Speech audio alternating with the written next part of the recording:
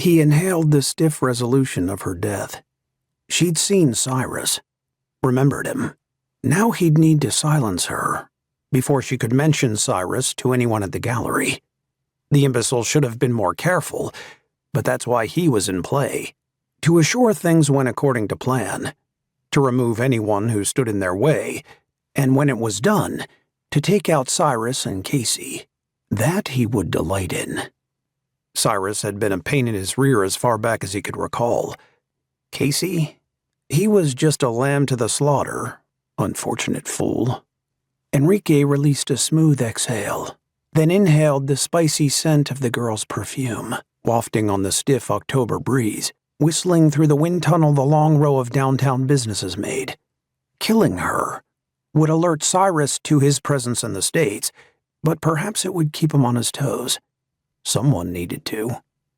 Maintaining a good distance from his prey, Enrique followed as she meandered through the shops, wearing one of those recyclable grocery bags slung over her shoulder. A baguette in fresh flowers peeked out of the top. She made another stop, this time popping into a coffee shop. He kept walking, stopping a handful of stores down on the opposite side of the street, and waited, letting the other shoppers meld him into the crowd. A cup of coffee in hand, the girl emerged. He turned back to look in the storefront before him, waiting until she was far enough ahead for him to resume following.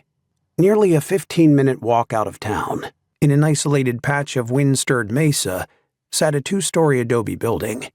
4 exterior doors, each with a letter on it. Apartments.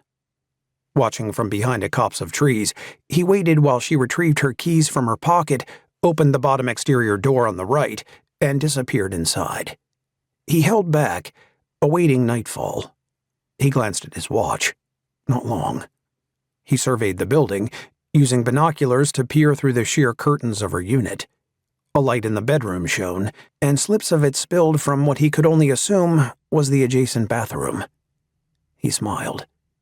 The sun dipped below the horizon, and soon darkness shrouded the land.